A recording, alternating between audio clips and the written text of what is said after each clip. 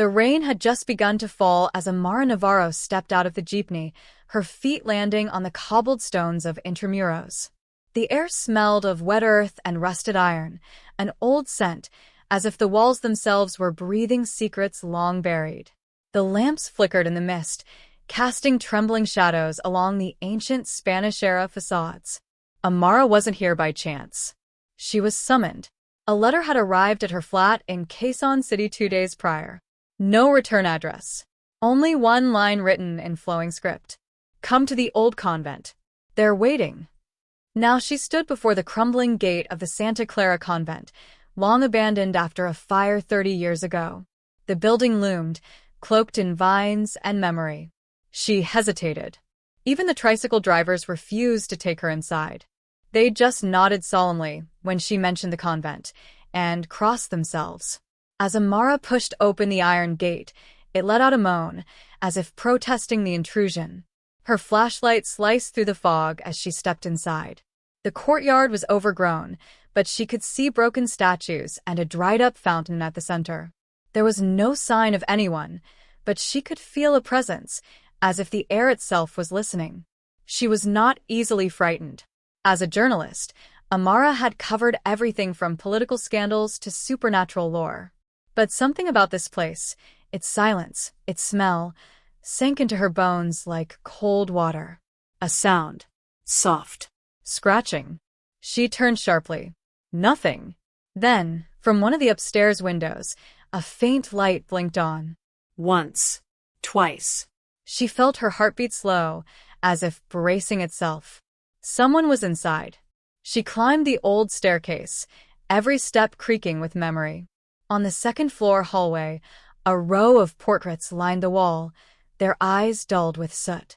One in particular caught her attention, a woman in traditional Barot saya, staring straight ahead with a half-smile. The plaque beneath it read, Sor Magdalena Navarro, 1891? Navarro. Her surname. Amara stepped back. Her pulse quickened. Suddenly, the light from the room ahead went out. The door creaked open by itself, revealing a darkened chamber.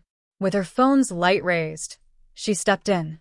The room was empty, except for one thing. Another letter. On a table. She opened it with trembling fingers. We remember.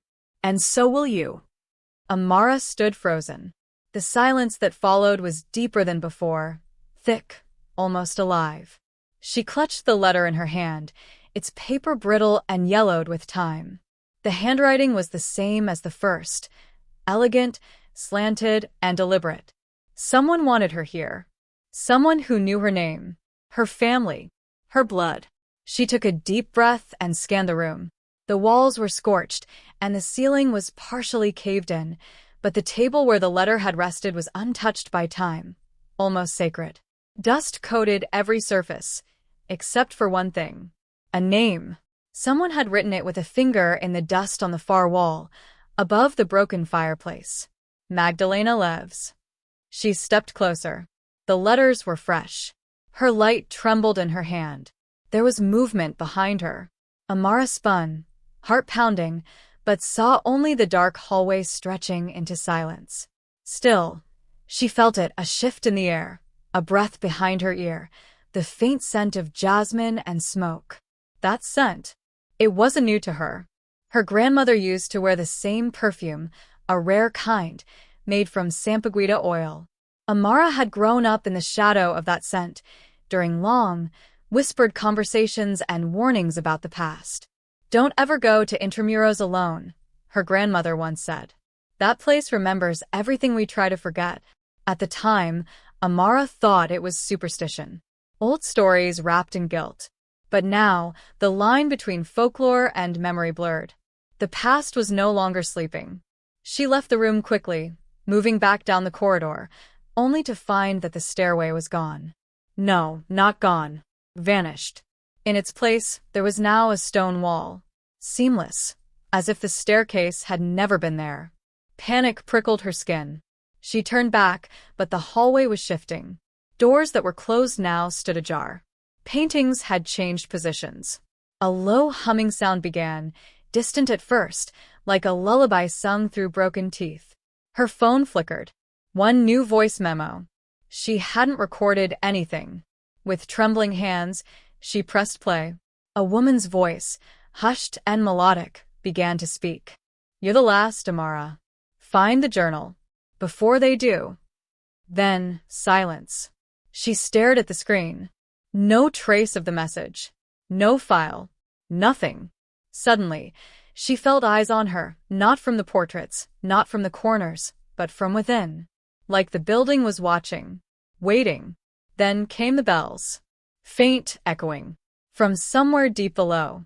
A bell tower that had burned down decades ago. She ran, heart hammering, not knowing where the hallway would take her next. The layout no longer obeyed logic. Every turn took her somewhere older. Deeper. Closer. Until she stopped in front of a heavy wooden door with a carved emblem of a moon and dagger. Her fingers hovered over the iron handle. She could hear breathing on the other side. And whispering. Her name. The door creaked as it opened, not by Amara's hand, but by some invisible pull. The sound echoed like a warning, stretching down the corridor behind her. What lay beyond the threshold was dim, but not quite dark, as if the room was lit by memory rather than light. Inside, the air was warmer, dense with the scent of old wood, dried herbs, and something faintly metallic. Blood, maybe. The walls were lined with bookshelves, all filled with cracked leather-bound tomes and handwritten journals. An oil lamp sat lit on a central desk, its flame unnaturally still. This room had no dust. No cobwebs. It was as though it had never been abandoned. Amara stepped in cautiously. The door closed behind her with a soft click. A soft humming sound began again, this time clearer, a melody she recognized from her childhood. Her grandmother used to hum it while braiding her hair. She was beginning to understand. This wasn't just about ghosts. This was about her family. Her bloodline. On the desk, there was a thick leather journal with a wax seal shaped like a dagger piercing a rose. It bore a name etched into its cover. Navarro lineage, 1635 onwards. She opened it slowly. The pages inside were delicate but filled with writing, some in Spanish, some in Bebean script, others in Latin. As she flipped through the brittle pages, one passage stood out, written in red ink. When the fire came, only Magdalena remained. She bore the weight of the pact. Beneath it, a charcoal sketch of a woman. The same face as the portrait upstairs. Same eyes. Same knowing half-smile. There were symbols drawn around her. A crescent moon, a serpent, and a broken chain. Before she could decipher more, the lamp flickered violently. Then came the sound of footsteps, slow, deliberate, heavy with centuries. They weren't outside. They were behind her. Amara turned around. The bookshelves were gone. In their place, mirrors lined the walls, each one showing a different version of the room, some with the desk on fire, some with the window shattered, some completely empty. But one mirror reflected her, not as she was now, but dressed in a nun's habit, face pale, eyes dark, and a scar trailing down her neck. The figure in the mirror moved its hand. Amara hadn't. It raised its finger, slowly pointing behind her. She spun again. There, standing by the desk, was a woman. Her skin was pale, almost translucent, and her hair was silver braided with sampaguita blossoms. She wore the same habit from the portrait. Her eyes locked with Amara's. "You've come too late," the woman whispered. And then she vanished. The journal burst into flames. Amara stumbled back, shielding her face. The fire devoured the pages silently, leaving behind only ash and the faint scent of burning jasmine. When she opened her eyes, the room was no longer the same. It was a ruin again. Dust, rubble, and scorched beams. But on the floor, untouched by the fire, lay a rosary, black beads, silver crucifix. She picked it up, and for a moment, the world blurred. Then she saw them. Faces. Hundreds. All Navarro. All waiting. The rosary pulsed in her palm, not with warmth, but with a rhythmic cold, like a second heartbeat that didn't belong to her. Amara tightened her grip and turned toward the far wall, where faint scratches formed an arch. It wasn't just cracked stone. It was a door, cleverly disguised, meant to stay hidden unless you already knew it was there. She approached it slowly. As her hand touched the stone, the wall gave way, not opening, but sinking, as if the house itself granted permission. A narrow stairwell spiraled downward into blackness. The air shifted. No longer stale, it carried a slow, wet chill that whispered of earth and long-forgotten bones. With no choice but forward, Amara descended, the rosary clutched in one hand, her flashlight in the other. Each step creaked with its own voice. The deeper she went, the more the light flickered. Then she heard it again. The bells. They were louder now. Not just tolling, but clashing, as if calling out in warning or celebration. It was impossible.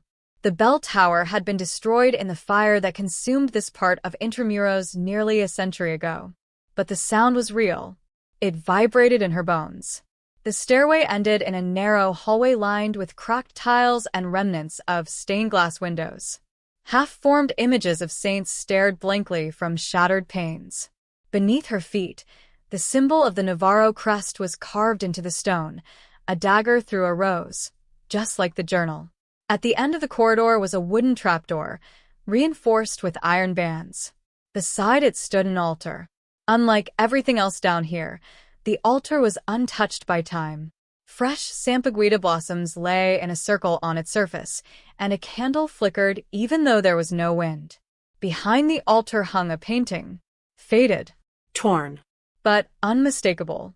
A young woman, dressed in the same habit as Magdalena, her arms outstretched in a gesture of offering, her mouth sewn shut with black thread. Amara stepped closer and saw the inscription beneath it. She spoke the truth. So they silenced her. The candle extinguished. Then the trapdoor creaked. Once. Twice. Then flung open with a violent force that sent dust and ash into the air. A gust of air rushed up, heavy with rot and secrets. Something waited below. Amara hesitated only a moment, then climbed down into the dark. The space beneath the bell tower was vast, far larger than it should have been. It resembled a forgotten chapel, with stone pews and a crumbling pulpit. But this wasn't a place of prayer. This was something else. A sanctuary. Or a prison. Carvings lined the walls, depictions of rituals, of women standing in circles, holding knives and candles, chanting over open graves.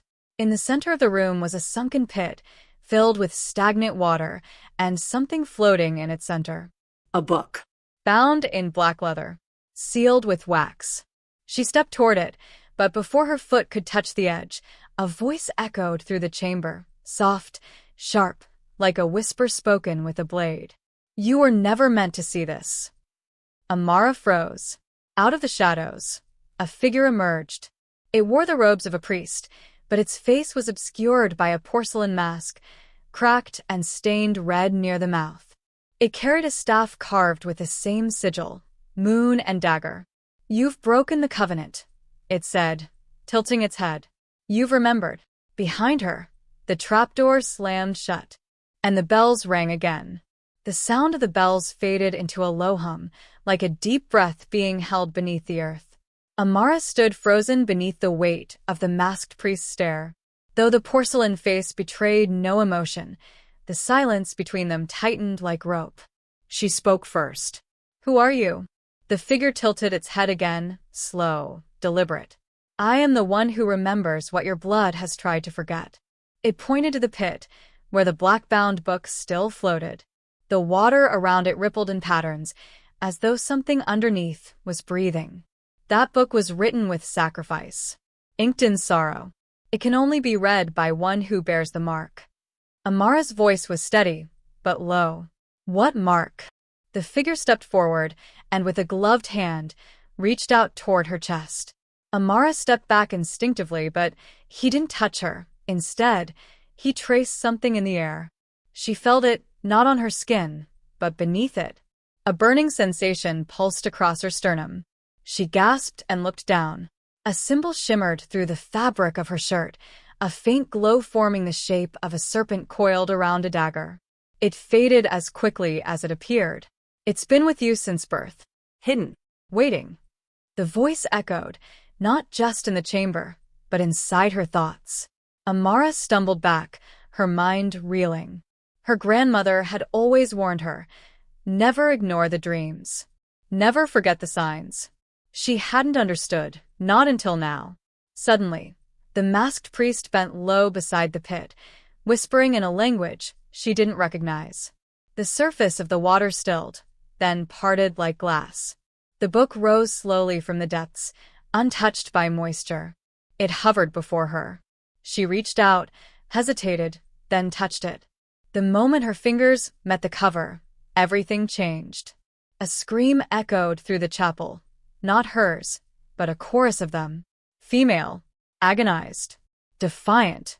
The chamber blurred, walls pulsing like lungs. She clutched the book to her chest as the vision began. She was no longer in the chapel.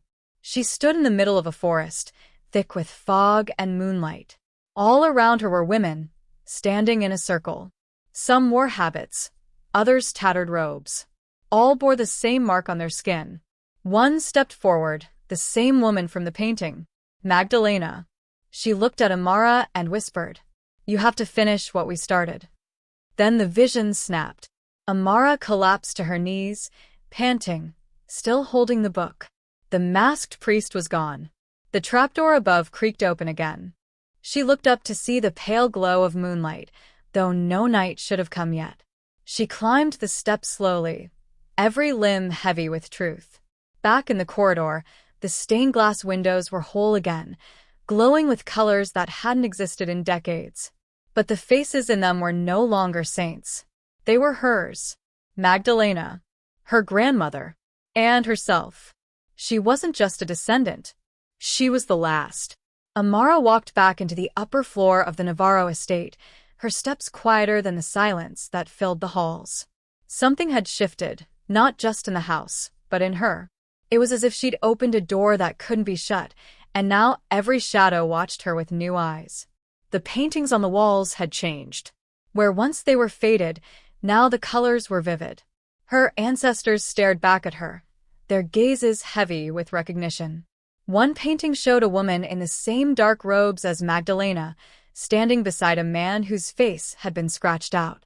The plaque beneath it read, Isidora Navarro, 1899. Amara ran her fingers across the frame. Isidora, her great-great-grandmother, the family's matriarch, and, according to old family whispers, a woman who vanished without a trace. A sharp noise interrupted her thoughts. Upstairs, a creaking floorboard. She wasn't alone. Amara climbed the steps slowly, past the locked doors and cracked walls. The air grew colder, thicker, as if soaked with breath that didn't belong to her. At the end of the corridor stood a door she'd never noticed before. Carved into the wood was a crescent moon surrounded by thorns, the same sigil as the journal. Her hand trembled as she reached for the doorknob. The door opened on its own. The room beyond was untouched by time. Dust hovered in the air, frozen mid-fall. A dressing table stood near the window, its surface covered with dried herbs, melted wax, and pages torn from handwritten books. Hanging above the bed was a mirror covered in black cloth. She crossed the room and pulled the cloth away. The mirror was broken, but only in the center. Around the cracks were words, scrawled in red. "Speak, and they will hear you." Her breath caught. Behind her something moved. She turned nothing. But the room had shifted again. The window now showed a full moon, though the night outside had not yet fallen.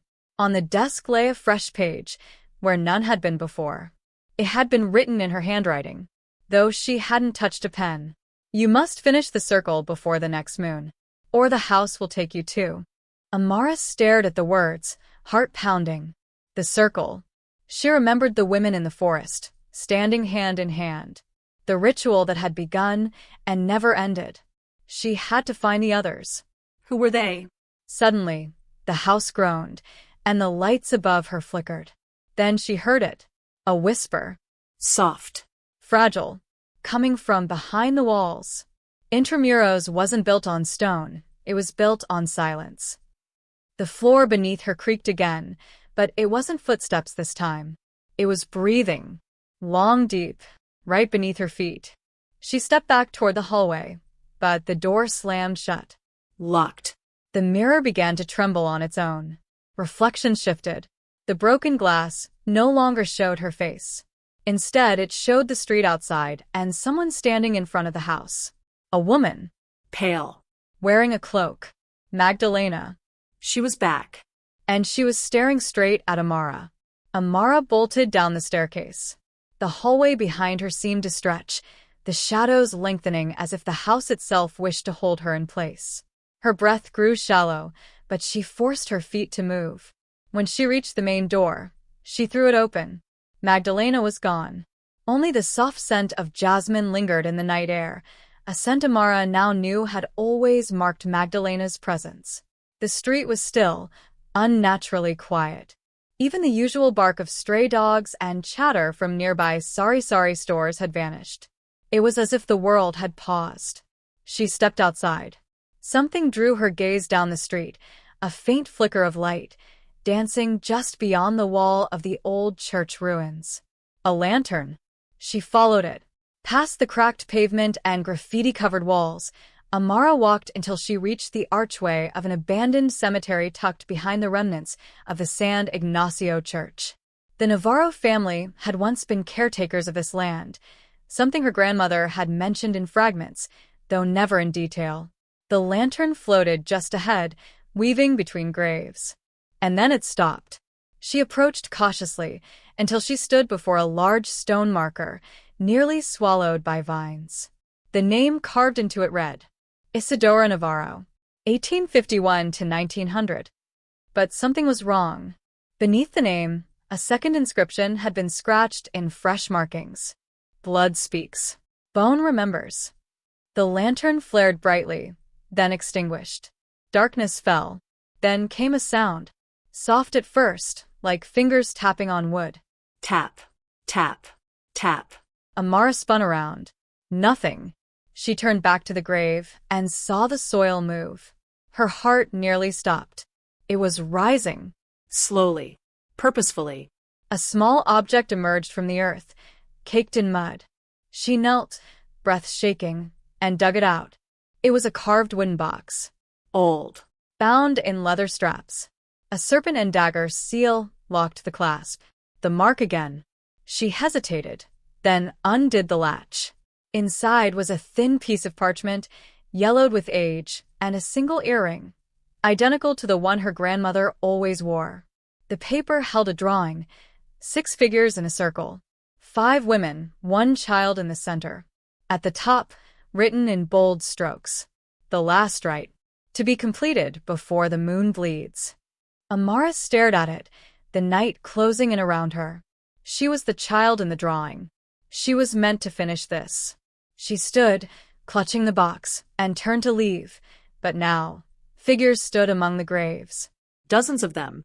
All dressed in black robes, faces obscured by hoods. Silent. Watching. One of them stepped forward. He lowered his hood. It was the masked priest. Only now he bore no mask. His face was scarred, lined with age and ritual. "You've found the offering," he said, his voice a dry whisper. "But the circle is broken. You need the others. And they do not wish to be found." Suddenly, from behind him, the robed figures began to chant, low and rhythmic. The ground trembled beneath Amara's feet. Graves cracked. Lanterns relit themselves one by one in a ring around her. The circle had begun again. By dawn, Amara had returned to the house, but her hands still shook. The box. The drawing. The priest. Her mind raced with fragments, flashes of the chanting, of Magdalena's pale eyes watching from the shadows, of the warning carved into Isidora's grave. But one thing was clear. The circle could not be completed alone. The house greeted her with stillness. The kind of silence that presses on your ears like deep water. She headed straight for the study. The door was ajar, though she remembered closing it. Inside, the morning light spilled across the desk. The journal, Magdalena's journal, lay open again. But the page had changed. Now it read, When they're scattered, bring them back with what they left behind. Next to it sat an object that hadn't been there before. A brass hairpin. Amara recognized it immediately.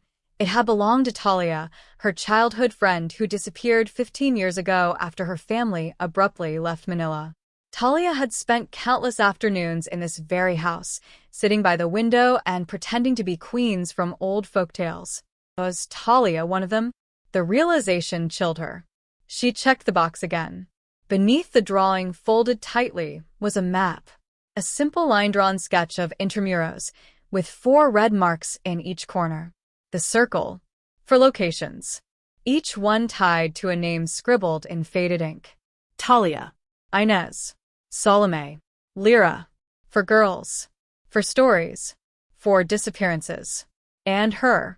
She was the center. The map's first mark was near Plaza de Roma, a narrow alley where old houses stood like forgotten bones. She had passed it many times but never gone inside. Now she had to. As she stepped out into the morning sun, the city looked different. Dimmer somehow, as if something in the air was draining the light. People moved slower. Birds didn't sing. Time felt reluctant. By noon, she stood at the entrance of the alley. It wasn't just narrow. It was wrong. The space seemed tighter than it should be, and though it was a straight path, the end of the alley shifted with every blink, closer, then farther, then gone. She pressed forward. The walls on either side were covered in faint symbols, etched over time. Circles. Eyes. Thorns. All connected by crimson lines, barely visible unless the light hit them just right. Halfway through, the scent changed. Lilac. Like Talia's perfume. And then laughter. Soft. Childlike. Echoing through stone. Amara turned the corner into a small courtyard, one that should not have existed there. In the middle stood a fountain, long dry, surrounded by benches overgrown with moss. At the far wall, a door stood. White. Wooden. No knob. Just one word burned into its surface. Remember. Her fingers hovered above it. She spoke Talia's name. The door creaked open. Inside was a room. Empty, except for a rocking chair facing the wall. It moved gently, as if recently left. On the floor lay a small box, identical to the one Amara had found. Inside, a single photograph. Her and Talia.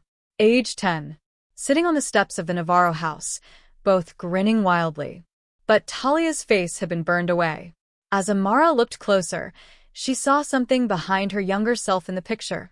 A woman in the window. Pale. Watching. Magdalena. The wall behind the chair began to whisper.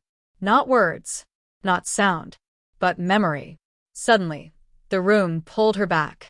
She saw herself, age 10, watching Talia leave. She had cried, begged her to stay, but Talia's parents never gave a reason. Only fear in their eyes.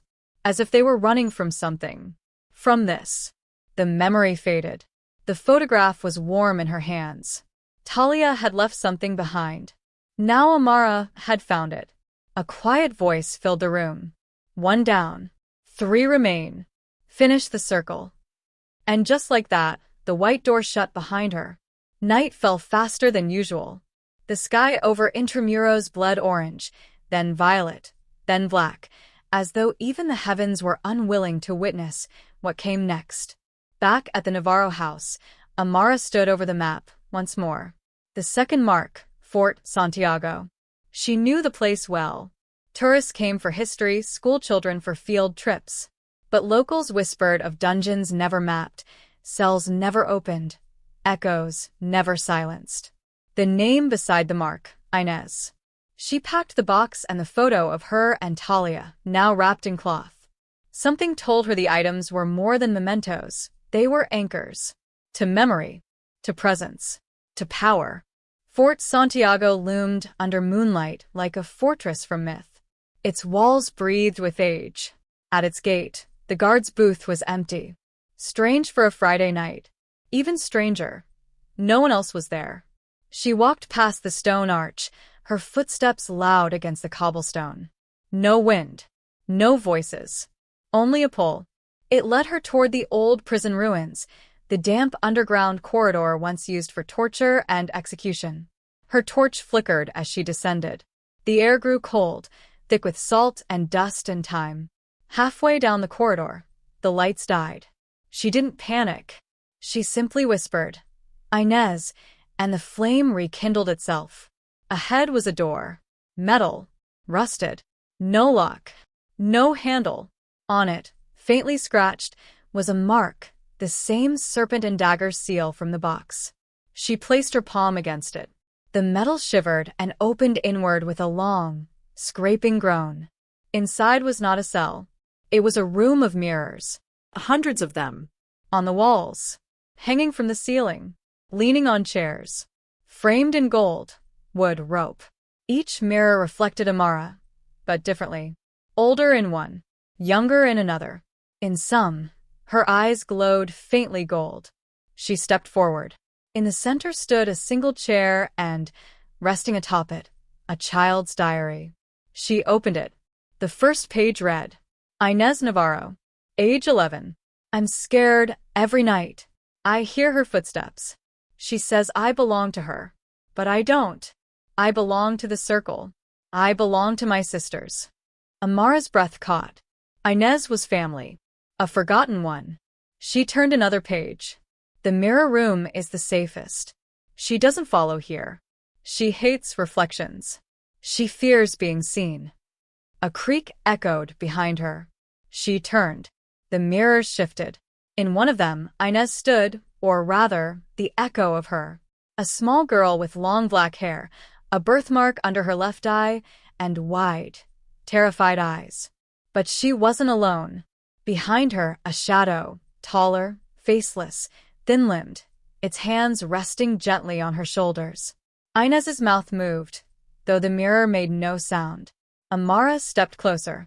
The child in the mirror whispered again. This time, the voice echoed in the room, even though her lips didn't move in the reflection. "I left her in here, but now she wants out." All mirrors cracked at once. A blinding pulse. And the shadow spilled from the glass. It lunged, not at Amara, but at the chair. And the diary. She acted without thinking. She grabbed the diary, pressed it to her chest, and shouted Inez's name. The shadow froze, then screamed. The sound was like broken glass grinding against bone. The mirrors lit up, each one now showing only the girl, Inez, standing alone, no longer afraid, her image growing stronger. The shadow withered into smoke, and in the silence that followed, a soft breeze passed through the room, as if the fortress exhaled relief after a century of holding its breath. Amara opened the last page of the diary. Inside was a pressed flower, a violet, like the ones her grandmother kept in her room, a symbol of memory, of those who endured. A voice, soft and familiar, echoed through the mirrors. 2 down, 2 remain. The blood knows the path. And the lights went out again. But this time, Amara wasn't afraid. The rain began at midnight. Not loud, not storming, just a soft, steady whisper that clung to the streets of Intramuros like a breath held too long. Amara sat by the window of the Navarro house, the diary of Inez in her lap, the map now nearly complete. Only 2 red marks remained, both pulsing faintly beneath the candlelight. Salome. Lyra. She traced her finger to the 3rd location, the old San Ignacio ruins. Once a glorious church turned museum, now abandoned and swallowed by vines and silence. Fires had burned its roof decades ago. Some said the fire was accidental. Others said it was not. Amara had always avoided the place. Even as a child, it felt wrong. But now she had to go. She left at dawn, slipping past streets still heavy with sleep. The nearer she came to San Ignacio, the more her skin prickled, like static before a storm. The gates were chained, but the rust gave way easily under pressure. The metal screamed as it opened, as if warning her. Inside, broken statues lay scattered. Saints with their faces chipped away. Angels missing wings. The altar was gone. And yet, in the center of the nave, someone had drawn a circle. Fresh. Red. Amara stepped inside it. The air changed. Heavy. Metallic. Then, from the shadows, a voice. Feminine. Soft. She came back, as I knew she would. A figure stepped forward. Not a ghost. A woman. Alive. Barefoot. Dressed in white robes. Her hair braided with thorns. She was beautiful. Ageless. She was Magdalena. But not the one from memory. This was Magdalena before death. Or beyond it. Amara's voice barely worked. You're real. Magdalena smiled. I never left. You brought me back. Just as the circle demands. Amara's hand went to her bag, clutching the journal, the flower, the photo. Magdalena extended her arms. You carry the pieces, but not the truth. And then the room shifted. Stone melted to memory. Amara stood suddenly in a version of the church long ago, vibrant, whole, candlelit. Children laughed near the pews. Women sang. At the center stood Magdalena, younger, laughing. Among them, Salome and Lyra, friends. Sisters. A sisterhood. The circle. Amara watched as the vision twisted. Men in uniform burst through the doors. Flames licked the walls. Screams tore through the holy air. Magdalena had been accused of heresy, of sorcery, of power too old for the church to claim. Salome tried to protect her. Lyra too. All burned. Only Magdalena rose again. The memory vanished. The burnt ruin returned. And Amara understood. This wasn't about hauntings. This was about legacy. About those who rose when history tried to erase them. Magdalena stepped close, her voice now echoing with all the women before her. Finish it.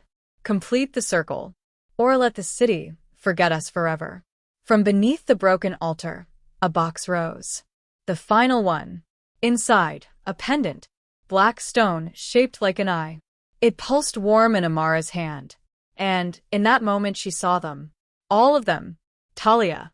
Inez. Salome. Lyra. Watching. Waiting. Her sisters. Her blood. Magdalena touched her forehead gently. You are the last. But not the end. A flash of gold. And then, silence. Amara stood alone in the ruins. But she no longer felt alone.